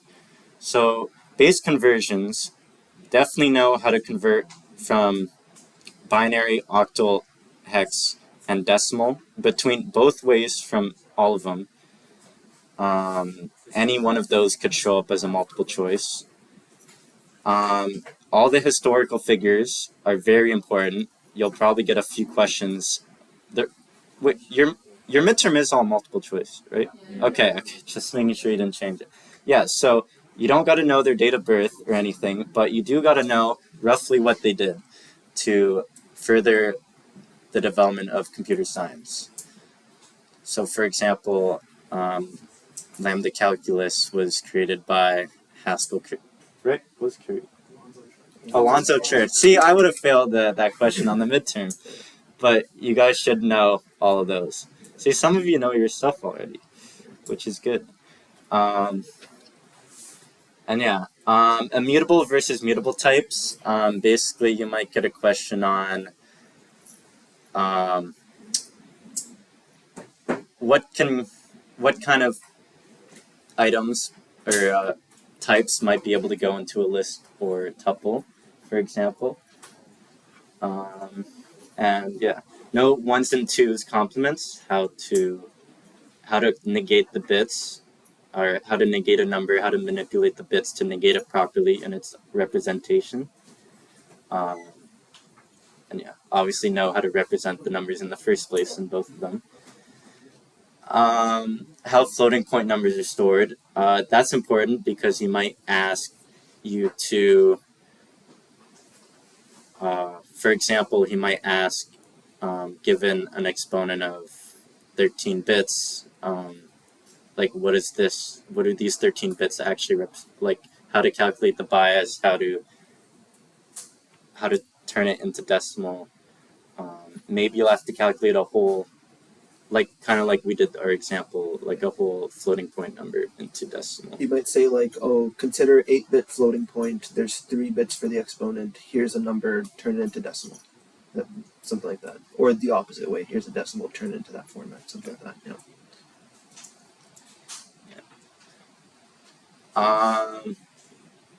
You'll probably get a multiple. Oh yeah. Sorry, I didn't see. Okay. Oh, okay. You'll probably get a question on list. Wait, someone said list versus tuples. Yeah, like there's a slide in this for the differences between them. Like lists are mutable, tuples aren't. And you should know what that means and how lists can only take in one type, and tuples can take in multiple types. Stuff like that. Anyways, you should know the advantages and disadvantages of functional programming, especially the advantages. At the end of the day, this is a course on functional programming, so you should know why it can be useful. Maybe a few multiple choice might show up on that. Boolean functions, you might get a few questions on making Boolean functions from other functions. You might get a truth table, so know how truth tables work. Yeah. Also know all the data types. There might be some questions on data types. Yeah. pretty general. I don't really know. He can ask anything about those. They're kind of specific, I'm not going to lie, when I took the course. Can I just add something? Yep. Oh, yeah, sorry. Okay. Has Dr. Farmer gone over how your test is going to work? Like this, the two-stage? You guys understand it? Okay, so I'll give you some tips for that. So your midterm is going to be 2 stages. So that means the first stage, it's going to be 80% of your grade. You're going to do a solo write. So it's going to be a normal test like you've done in high school or wherever. You're going to probably, I don't think you're going to get a calculator for this, unfortunately. So make sure your mental math is up to par. And then the second half, so you're going to get about like a good chunk of time for the solo part. It'll be probably an hour 30 or 2 hours. And then after that, you're going to hand in your paper. So that's going to be your solo write. That's 80% of your grade. And then after that, you're going to get another paper. Your Scantron. You hand in your first Scantron, Yes. and you get a new Scantron. Yes. And then you're going to be able to collaborate with anyone in the room. So you're still going to have your actual paper, like where you're writing all your stuff. So you're going to have everything you've done, all your hard work. And then you can go around the room. Like this is the only professor that does this, which I really respect, Dr. Farm. This is a really good way for learning. So you're going to have your answers. And you're going to walk around the room and you can talk to anyone. And you'd be like, oh, what did you get for question 1? And then you can compare your answers. For this, the stage 2, most people will probably get, really collaborate with each other. If you guys all got the same answer, there's a good chance you're correct. So this is really easy way to get some free marks because you will be as a class together. You can just debate answers or, yeah. Yes, We don't get to change our original answers. yeah, for your solo write, you can't go back. You can change the next Scantron. Yeah. So it's He going to be 20. weighs them Yeah. differently. The strat during our year for this, by the way, was we all huddled around like 2 or 3 people and then let them debate their answers. Yeah. While we were writing them down, as like have one or two people yelling out answers, argue with them on it if you think it's wrong, but that way it just streamlines the process. Your question. Versions, right? Sorry? There were different versions of the test. There were different versions of the test. Yes. Make sure you All the same questions, but they were just in mixed order. in different orders. Yeah. Yeah, so you're going to get different colored paper. So there's like a blue one, or he color codes the actual paper. So you can just find anyone that has your color test, and you'll probably form a big group. It'll be like a huddle for each color test. And then, it'll be really good. All right. Your question. What if you got the answer wrong?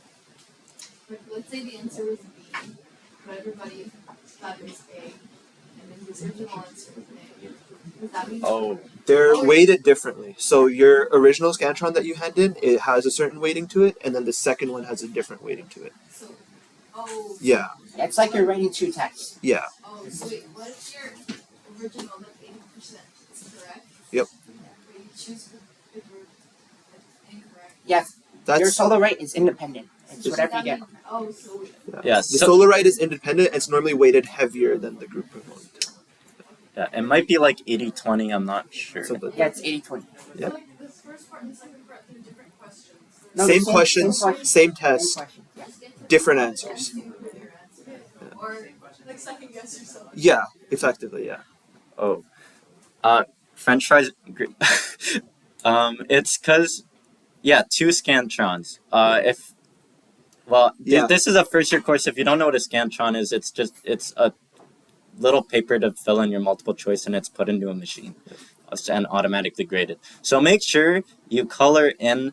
You do not color multiple boxes, and make sure you use HB pencil, and it has to be fully colored in properly, and don't go over the lines either, but colored exactly You'll the understand way when it you get a says. Yeah. Scantron. Also, he gives both Scantrons right at the start of the test. So when the first part ends, make sure you hand in the Scantron that you've put answers on already. Don't hand in the blank Scantron. This is probably your first time using a Scantron, so I will put a video in the Discord of how to fill out a Scantron, because I remember I was really confused when I got my first Scantron, so I'm going to be posting a link of a video on how to fill in a McMaster Scantron, or some other resource that will help you. But most important part is don't forget your student number. You can't fill both of them at the You can, but why would you? Because you can't. It's hard to erase. Yes. It's hard to erase the scantrons because it's like dark pencil. You have to be kind of dark with it. Yeah, make sure you press hard. Like when you're certain about your answer, don't like leave it light because the machine might not interpret it correctly. Yeah, make sure you bring an HB2 pencil to your test. So That's, yeah. And my recommendation is like it's either a number 2 pencil or like 0.7 mm lead. One of the two. It's all like the answers are all on the test. Like you can circle them first, and then when you're certain about all your answers, then fill in the scantron. Yeah. But do not forget to fill in your scantron at the end, or And- they're not going to let you. And pace yourself. Make sure you have some time at the end to fill in your scantron if you go with that method. I wanted to ask a few questions. Let's say hypothetically speaking, you don't know the answer for a question. What is your recommendation regarding how to solve what to handle about this? I know a lot of people told me just move on and come back to it later, but let's say you come back and you have this single, like you have no idea what it is. What would you recommend? Repeat the question so that this the I know recording hears it. academic guess, according So, to yeah, Dr. so- Farmer is not an academic guess. He told us Uh, everything. So the question was, when you don't know how to answer a question, what should you do? What's the process you should use? And this is like, so the first thing, as you mentioned, as you're going through your first pass of the test, if you don't know the answer, move on, finish out the rest, come back to it. If you've come back to it and you still don't know, try your best to at least filter out the answers that you are like definitely sure it's not, because normally you can pick one or two that fall in that category, and then just pick the best one. I know Dr. Farmer, I asked him that, not that specific question, but I asked him what type of multiple choice answers he's going to give us, and he said every single answer is going to be a common mistake every student makes. Yeah. So, like, it's not that it's going to be, oh yeah, that's okay, well, that's obviously not. There is going to be at least one answer, but all of them will be like, this makes sense, right? This might be correct.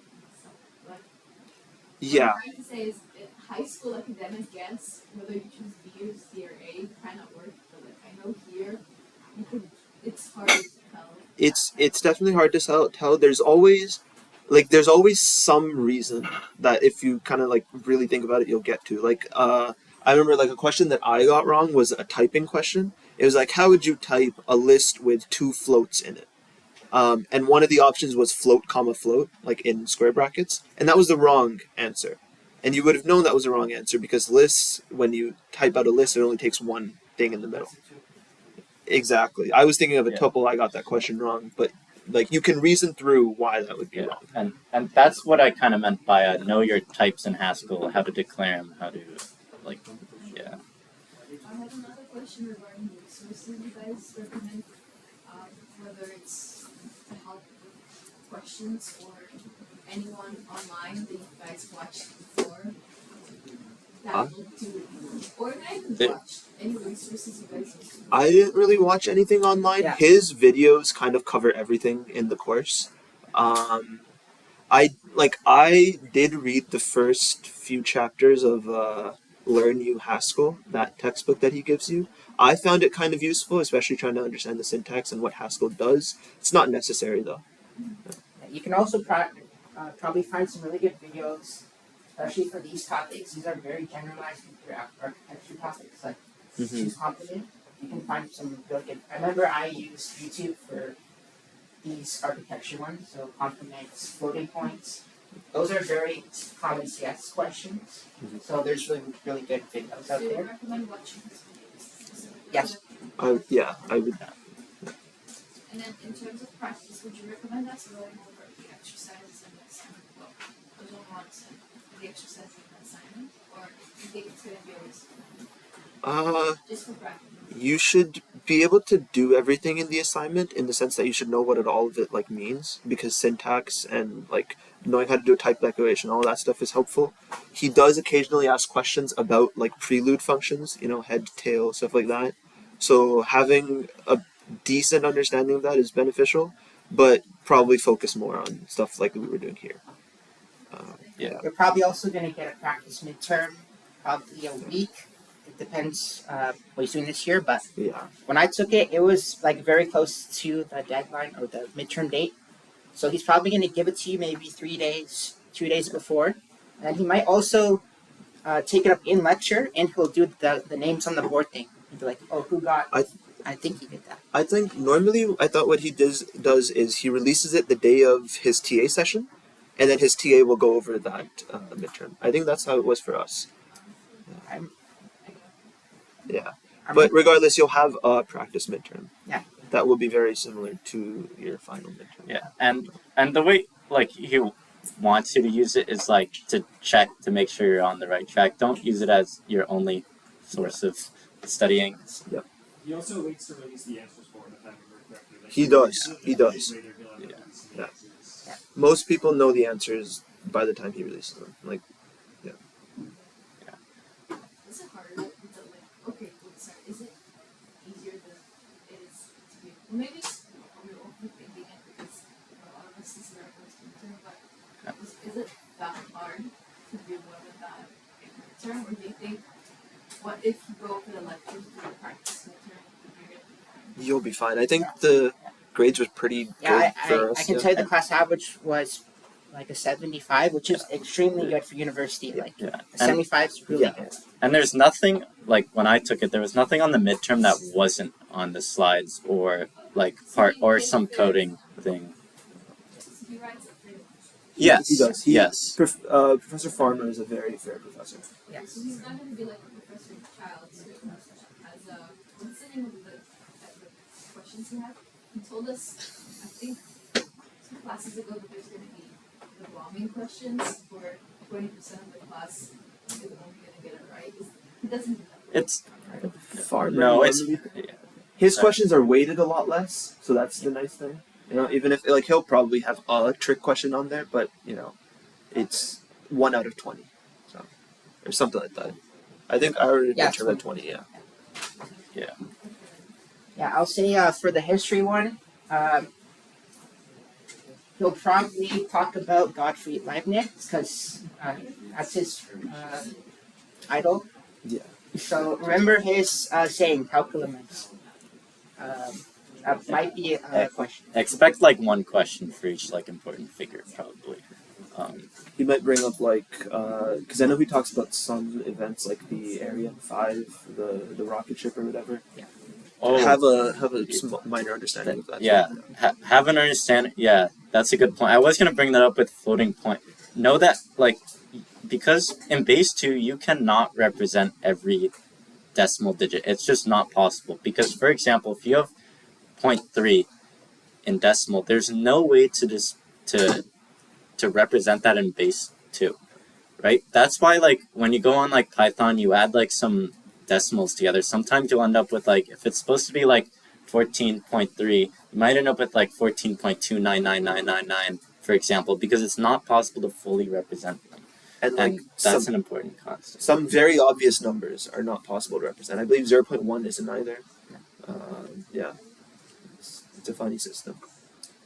Yeah. Was there? Yeah. There's another question.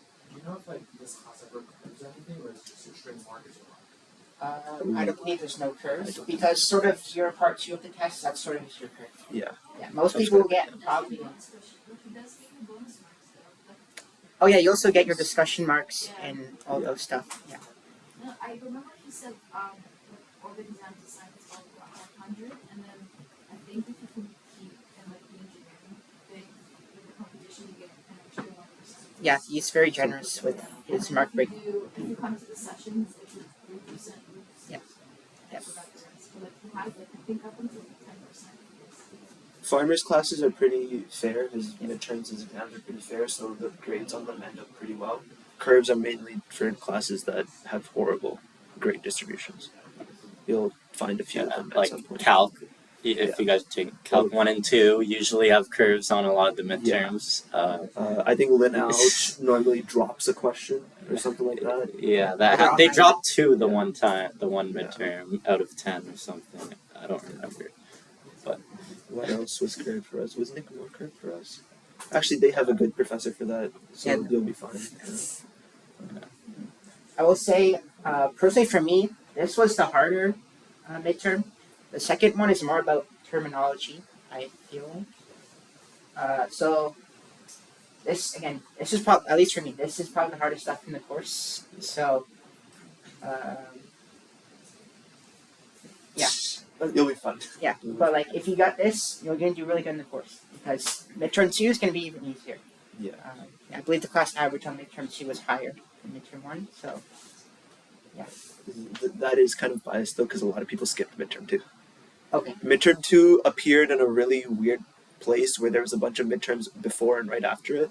So in our year, a lot of people skipped that one, and then they had a more heavily weighted exam. But I do remember it. I mean, you have your MSAFs. You have one free MSAF.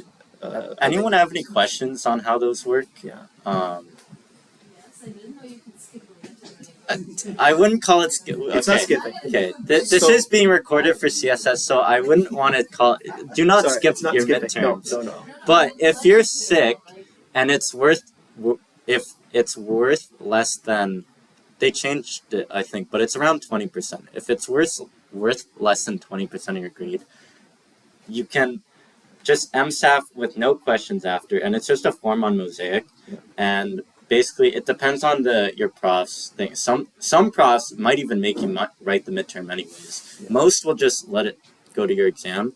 They'll always tell you in the course outline. And these forms, like, you get one per semester, not per class, per semester. The no questions asked is And once per semester. it's for the last 3 days after you submit it of schoolwork. Every prof has a different thing though. Sometimes you'll only get like a 3-day extension on assignments. Sometimes it just goes to your exam. Or some integrate it if they have if they say like it's the best 5 of 6 assignments, for example. Then you're not allowed to MSAF an assignment, for example, because it's dropped anyway. It just drops that one, yeah. And what he... Yeah. Read your course outlines. They'll have a section that says exactly what happens if you MSAF something and what you can MSAF. And what he said about the 3-day thing, basically when you MSAF something, assignments, midterms in the last 3 days, the MSAF applies to them. Right? Also, do not attempt to write your midterm, and then if you do really bad, or you feel like you did really bad, don't try to fill in an MSAF. That is illegal. Yeah. I know some people, especially online, ask that question a lot. Yeah. If you're going to MSAF your midterm, the way it'll work, so say you're thinking about MSAFing your midterm, do not fill your MSAF before the midterm, because again, MSAF is for everything before. So you want to wait till the midterm has ended and then fill your MSAF out.